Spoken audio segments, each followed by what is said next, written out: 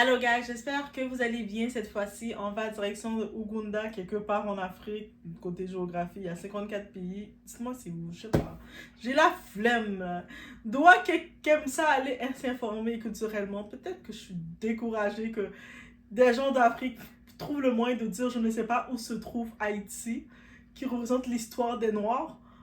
Fait que peut-être moi aussi j'ai décidé d'avoir la flemme. Mon cerveau a fait mais malgré tout, vous connaissez notre Doha, votre Doha, les Dohassiens, est très curieuse de nature. On sait qu'Ouganda, c'est quelque part, je pense que c'est dans la zone, quelque part là en Afrique. Dites-moi si vous, guys. Ok, aidez-moi, on s'aide. Je vais mettre quelque part la map. Bref, mais ça se passe en Ouganda, pardon. Et qu'est-ce qui se passe, c'est pas une histoire d'amour. J'ai décidé d'en parler parce que ça m'a révolté. Et si je suis révoltée, vous allez être révolté aussi. Mais je ne peux pas être révoltée tout seul, guys. Attends, moi, je vais être révoltée toute seule. Et puis là, vous n'êtes pas révolté avec moi. On va être révolté ensemble. OK? Là, vous êtes comme, Doha? Oui. Donc, c'est une histoire de transaction. C'est une histoire de transaction déguisée en amour, plutôt. Et c'est ça qui m'interpelle le plus. Ici, on parle d'une jeune femme, on parle d'un homme riche, on parle des études payées, des années d'investissement et en finale, une prison. Oui, tu as bien entendu, et vous avez bien entendu, guys, ok? Tout ça, l'équation est faite. On va arrêter l'hypocrisie maintenant. Cette histoire en Ouganda, ce n'est pas un scandale, c'est une révélation. Une révélation de comment certains hommes voient les femmes comme des investissements. C'est pour ça que, mesdames, soyons vigilants de ce que vous acceptez des hommes. Je vous le dis, mais plus mes petites soeurs, mes femmes, mesdames, mes soeurs, faites attention à ça. Des fois, un homme, là, il va venir, il va te donner ça, en rouge à lèvres, pour que ta lèvre soit rouge. Lui va penser qu'il a acheté ton âme. Et que tu le dois, ton âme, tu le dois tous les baisers, tu le dois tout. Pourtant, tu peux te le payer, ça aussi. Tu pensais que c'était un simple cadeau, mais ce n'est pas un simple cadeau. De nos jours, il faut être vigilant parce que il y a beaucoup de femmes qui se retrouvent dans des peines très graves pour si peu. Alors qu'on dit si bien, c'est imbécile qui baille, c'est sotte qui va prendre. C'est sotte qui baille, imbécile qui va prendre. Quelque chose comme ça. En créole, on dit ça. En français, ça veut dire, ben, c'est un imbécile qui va donner, c'est une sotte qui ne va pas prendre. Est-ce que ça a été bien dit? On est chez la Doha, on met des cœurs, on booste la vidéo, on écrit les commentaires. Laissez-moi savoir, vous en pensez quoi de cette situation aussi et vous aurez fait quoi? Vous êtes dans quelle position aussi? Je sais qu'il y a aussi des Dohassiens hommes autant que femmes. Donc, laissez-moi savoir de vos points de vue, vous en pensez quoi? On regarde le tour ensemble. Direction Ouganda, quelque part dans le pays, le continent de l'Afrique, dans les 54 pays. I don't know where it is. And I don't want anyone to know. So, je compte pas aller en Ouganda, ça c'est clair. Ça a été clair, ça a été dit, je ne compte pas d'aller là. Un pays qui va arrêter une femme parce qu'elle refuse de marier un homme, j'ai pas ma place là. Je n'ai pas ma place là. Peu importe c'est quoi l'attrait touristique qu'il peut y avoir dans ce pays, en tant que femme, je sais que je n'ai pas ma place là. On y va, it's about everything.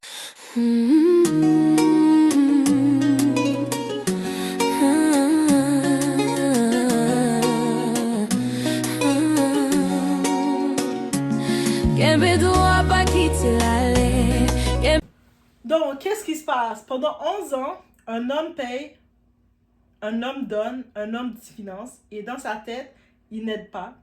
Il n'est pas en train d'aider, il prépare son retour sur investissement. Aussi simple que ça. Et vous voulez appeler ça de l'amour? C'est pas de l'amour. Ça s'appelle acheter une femme en plusieurs versements. Et malheureusement, dans des familles pauvres, la plupart des parents vont insister que leur fille accepte ce genre de transaction. C'est une transaction.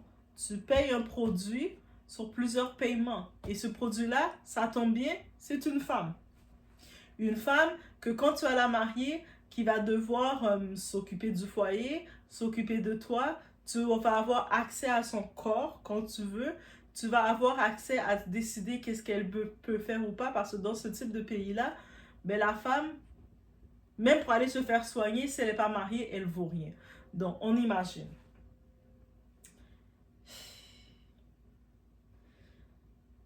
6 ans de prison. Cette femme-là est condamnée à 6 ans de prison. Pas pour vol, pas pour fraude, pas pour crime, pour avoir refusé un homme. Son nom, c'est Fortunate Kiari Kunda. Retenez bien ce nom, guys. Parce que ce qui lui arrive aujourd'hui, ce n'est pas juste une injustice, c'est un message envoyé à toutes les femmes. Cette jeune ougandaise vient d'être condamnée à 6 ans de prison. Pourquoi? Parce qu'elle a refusé de se marier. Vous avez très bien entendu, encore une fois. On respire ensemble. On est toujours en train de respirer. On respire. Un homme d'affaires finançait ses études depuis 2015. Ils se fréquentent. En 2018, selon lui, un accord est conclu. C'est-à-dire, cet homme d'affaires, donc on peut comprendre, il est beaucoup plus âgé qu'elle. C'est un businessman, un tonton beau gosse que certains aiment appeler. Il commence à fréquenter depuis 2015 cette femme. C'est-à-dire qu'il l'amène sortir. J'imagine qu'ils ont eu le temps d'avoir déjà des petites relations ensemble. Ils se touchent, ils se tout ça. En 2018, donc 2015, 2016, 2017, 2018, 4 ans plus tard, la relation, ça reste comme ça, ils tournent en rond. La femme, sûrement, elle se dit, hé, on est ensemble depuis tout ce temps. Chérie, moi, j'aimerais tellement pouvoir aller étudier, avoir un diplôme pour pouvoir travailler, aider ma famille derrière. Et le monsieur, il finit par faire un accord avec elle en 2018. Il dit, t'inquiète bébé, je paye tout. Je paye tout. Et en échange, ben, tu vas devenir ma femme. Et ça, c'est là où ça devient dangereux. Parce que beaucoup de gens appellent ça de l'amour, mais en réalité, c'est du contrôle à long terme. Comme un contrat, comme un investissement, comme un achat déguisé. Mais en 2026, c'est comme 2018, donc elle a commencé l'école, 2018, 2019, 2020, 2021, donc elle a terminé, elle a eu son diplôme finalement. Oh, finalement, I made it. Et entre-temps, pendant la relation, elle a pu découvrir beaucoup de choses sur cet homme-là. Autant qu'il est riche, qu'il paye pour elle, elle a peut-être pu découvrir des défauts chez lui. Elle est plus proche de lui. Au-delà qu'elle est étudiante et tout ça, elle a pu voir peut-être à des moments, par son regard de 2018 jusqu'à 2026, c'est quand même de longues études qu'elle a fait. Donc, elle a pu peut-être des fois reprendre, elle s'est retrouvée à reprendre des cours, peut-être parce que le type, il avait des exigences. Je veux que tu sois là pour me satisfaire. Ce type d'homme-là, il te paye. Le temps qu'il te donne, voici l'argent pour ton école. Merci. Mais avant, viens me gâter. Viens sauter sur Bangala, là. Viens sauter. Viens faire ça, là. Eux autres vont exiger des choses. L'épuiser. Mais je dois aller étudier. Attends, satisfais-moi. Et elle a pu se rendre compte que, lui, c'est compliqué, ça va pas.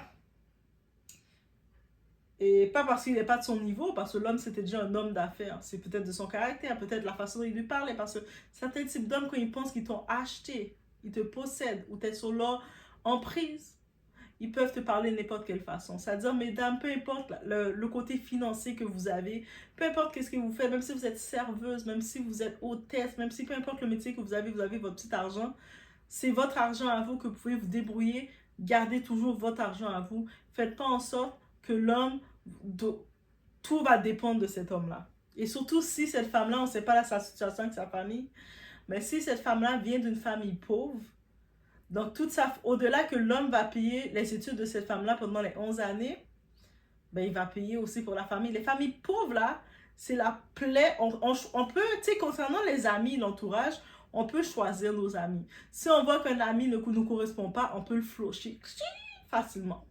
Mais la famille, on ne peut pas flocher la famille. On est quand même toujours pogné à tolérer et accepter plus ce qu'on ne va pas accepter sur les amis. Moi, mettons, un ami va faire quelque chose, je suis très rapide sur couper le pont, sur le blocage. Alors, je suis pas d'accord, je te bloque rapidement. Mais quand c'est la famille, même si tu veux bloquer, après on va te revenir, surtout si tu as une mère comme la mienne. Non, mais c'est la famille, hein. Même si elle a voulu te tuer, c'est la famille, hein. C'est correct. Faut pardonner, hein. J'imite tellement bien ma mère comme ça. Mais c'est ça.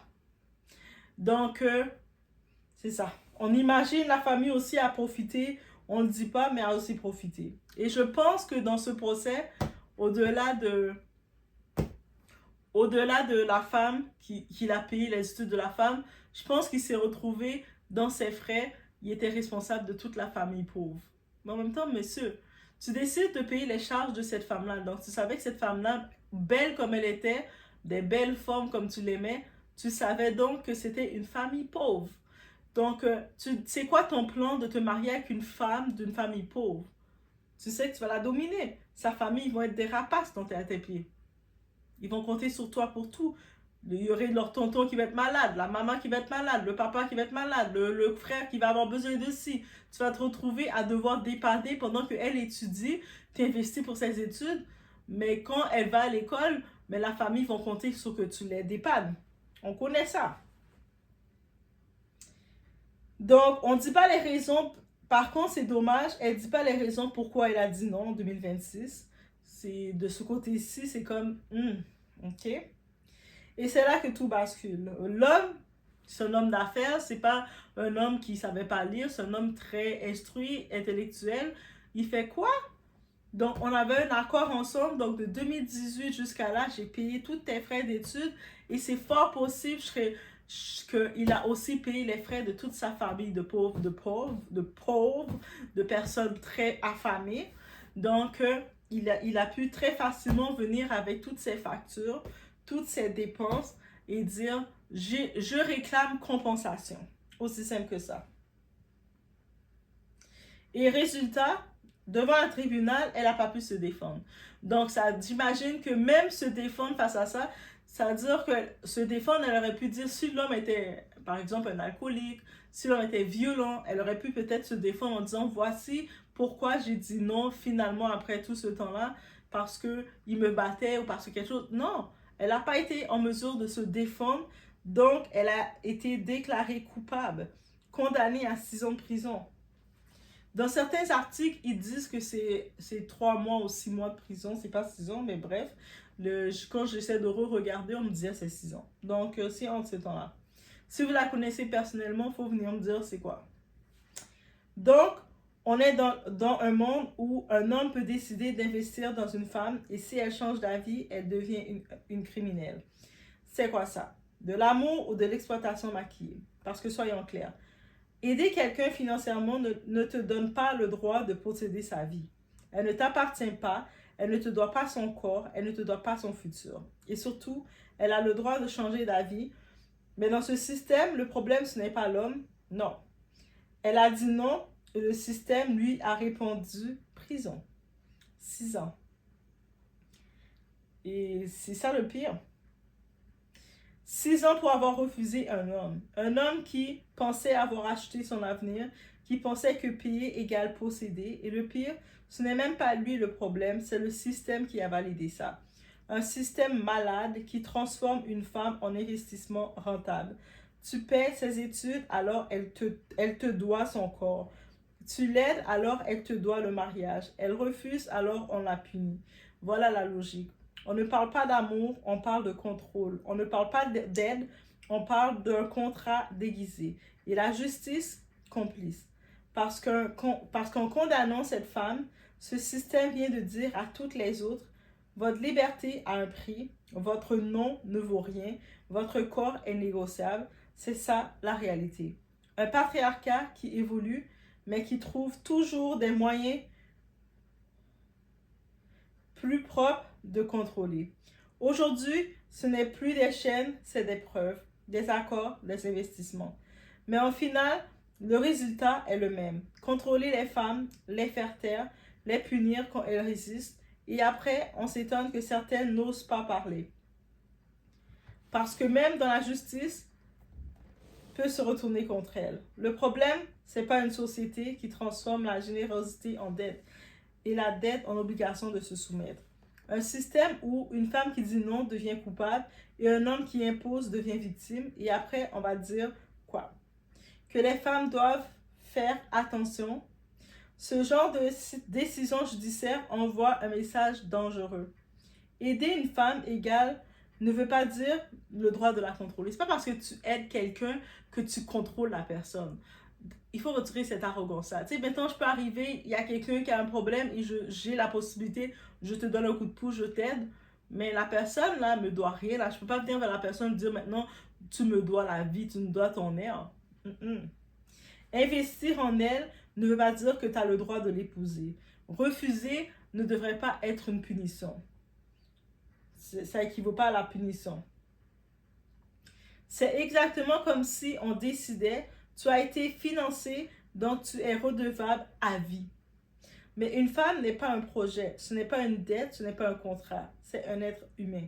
Et si dire non te mène en prison, alors ce n'est pas la justice, c'est un système qui punit la liberté des femmes. Maintenant, on va parler franchement. On va en parler. Parce que tout le monde va vouloir simplifier cette histoire en mode, ben, elle a profité, elle savait, elle a accepté l'argent. Mais posons la vraie question. Depuis quand aider quelqu'un te donne un droit sur son corps? Parce que si on suit cette logique, chaque homme qui paye les études, chaque homme qui aide une femme, chaque homme qui investit devient automatiquement propriétaire, n'est-ce pas? Donc, on est où là? Dans une relation ou dans un contrat d'achat différé? Et c'est là que ça dérange, parce que cette affaire révèle une vérité que beaucoup ne veulent pas entendre. Certains hommes n'aident pas par amour. Ils investissent en attendant un retour. Mais attention, on va encore dire l'autre vérité. Certaines femmes acceptent des avantages en sachant très bien ce que l'autre attend. Et là aussi, il y a un problème. Parce que quand tu acceptes un deal flou, tu entres dans une zone dangereuse. Une zone où l'amour devient une dette, le soutien devient une pression et le non devient une trahison. Mais est-ce que ça justifie la prison? Absolument pas. Parce que si on commence à criminaliser le refus, alors on légalise quoi? Le chantage émotionnel, la possession déguisée, le contrôle sous prétexte d'investissement. Et là, on ne parle plus d'amour, on parle de domination. Et le plus inquiétant dans tout ça, c'est pas seulement la décision, c'est le message envoyé. Si quelqu'un investit assez en toi, tu lui dois quelque chose. Non, ça ne devrait pas être ça.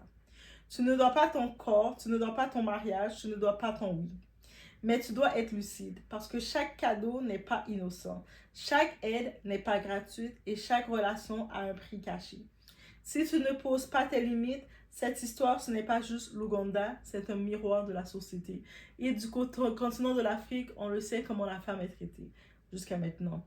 Un miroir de toutes ces relations où l'argent remplace le respect, l'attente remplace le consentement et le silence remplace la vérité. Et maintenant, la vraie question qu'on doit se poser. Est-ce qu'elle a profité ou est-ce qu'elle a juste refusé de se vendre à la fin? Parce qu'au fond, ce qui dérange le plus dans cette histoire, ce n'est pas l'argent, c'est qu'elle a dit non après avoir tout reçu. Et ça, pour certains, c'est impardonnable. On ne finance pas une femme pour la posséder, sinon ce n'est pas de l'aide, c'est de l'achat. Le vrai problème, ce n'est pas qu'elle ait refusé, c'est qu'il pensait avoir déjà payé pour son oui. Elle a dit non et pour ça, elle a été condamnée. On est en 2026, guys. 2026. Et on se retrouve encore avec des types d'histoires catastrophiques comme ça, en 2026. Donc, on a beau vouloir, comme, tu sais, dans d'autres phases, peut-être on va accuser la femme, mais ouais, mais elle avait fait une entente, elle devait y répondre. Mais l'humain qui est appelé à évoluer et à changer, c'est fort possible que dans cette évolution, elle était avant que le type lui offre de payer ses études, il se fréquentait déjà. Et peut-être justement avec le temps, elle a commencé à voir chez lui des choses qu'elle s'est dit, mais c'est compliqué. Et sachant que qu'est-ce qu'on attend de la femme africaine quand elle se marie, c'est quoi qu'on attend d'elle? Qu'elle soit soumise, qu'elle soit au service de son homme, qu'elle n'a plus aucun droit de sa vie qui dépend du choix de son mari. C'est-à-dire, si elle doit travailler, c'est son homme, son mari qui doit lui donner l'autorisation. Et oui, 2026, c'est encore comme ça. Et je ne serais pas surprise de découvrir que l'Ouganda est très ferme dans cette façon d'être. Donc, c'est-à-dire, même si elle a fini d'étudier, mais est-ce qu'il va la laisser travailler? C'est possible qu'elle a fini d'étudier, elle est trop contente, fière d'elle. Là, je vais pouvoir travailler, puis il a dit non, tu ne vas pas travailler. Tu vas rester à la maison et puis tu vas faire les enfants. C'est possible aussi que pendant qu'elle étudiait, elle a pu découvrir que il avait plusieurs autres femmes, il couchait avec toutes les femmes sans se protéger, et elle a commencé à se dire, ça c'est un risque. On allait à l'école, elle a commencé à avoir les cours de biologie, et puis elle a compris que ça peut être un risque pour elle de se marier avec un type d'homme comme ça. Et j'en passe et j'en passe. Mais bien entendu, comme la femme n'a pas le droit de son corps, encore dans certains endroits, c'est ça qui arrive et on entend encore ce genre d'histoire. Laissez-moi savoir, guys, vous en pensez quoi? Mais on y va. Je laisse sur ce. Bonne réflexion. On se retrouve au prochain vidéo.